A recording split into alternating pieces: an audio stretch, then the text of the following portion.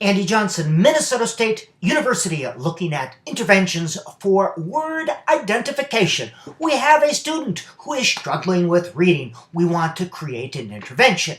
Any intervention should be based on the data. We should know that students' areas of strengths and deficits. Standardized assessments are just fine as long as you include other forms of assessment. I recommend an informal reading inventory, diagnostic reading inventory, or some form of a miscue analysis. Now, in reading, there are 3 deficit areas: word identification, fluency, and comprehension.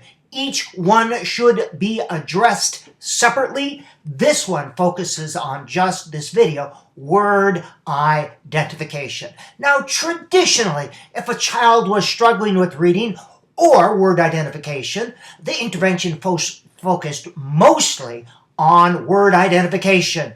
And the word identification strategies used focus mostly on phonics.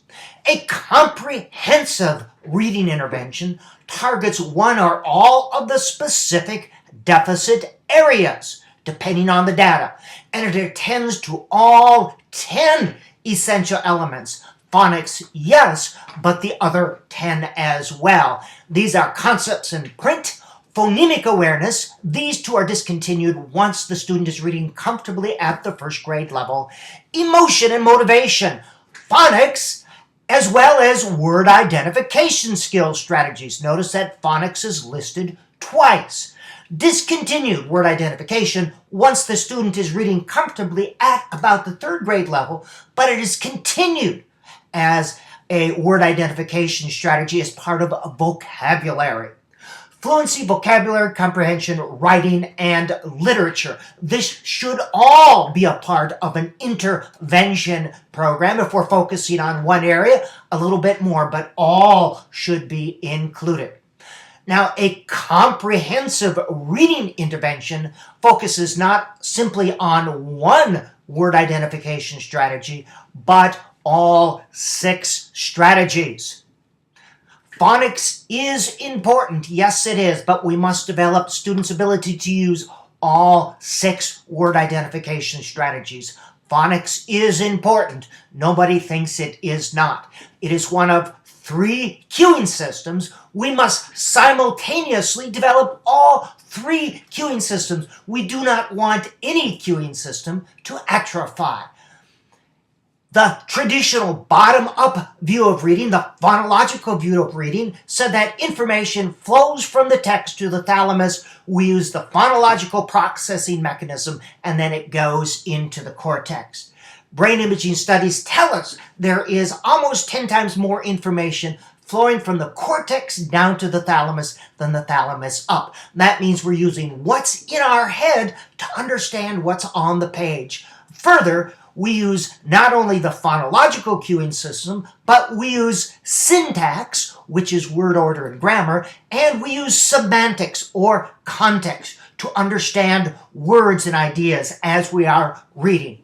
So some strategies to develop syntax, and this is just some: morphemic analysis, daily oral language, sentence combining, lots and lots of writing to give you a sense of word order and grammar, reading, good for almost anything, and peer editing. Similarly, to develop semantic cueing systems, close and maze, lots of reading and lots of writing. Now remember, when we read, our eyes do not move in a straight line across the page.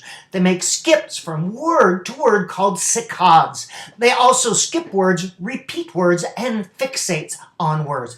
Our brain fills in the blank and fools us into thinking that we are processing every word and every letter.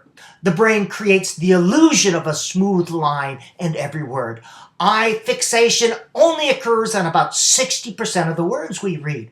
Gestalt, the brain completes the picture from only partial information. You don't believe me? Look at this. partial information, but most of us see squares and triangles and other shapes. Same way, partial information, we see a face, but actually our brain is filling in the blanks. It's a bunch of birds on the page. Similarly, if you look, it's actually a bunch of dots and blobs, but you see a Dalmatian there, and that looks like the shadow of the tree. Our brain is filling in the blanks. We use context to make sense of external stimuli. Our brain fills in the blanks. The same thing occurs during reading. Phonics is necessary, but not sufficient in of itself. For word identification, a goal, and again, I want separate goals for word identification, fluency, and comprehension. On a graded reader with at least 200 words, will correctly identify 90% of the words, reading level 4. Very simple, attainable, baby steps up to that, and progress will be measured using running records on a graded reader. That is simple. Remember, create a separate goal on an intervention plan or IEP for word identification, fluency, and or comprehension based on the data.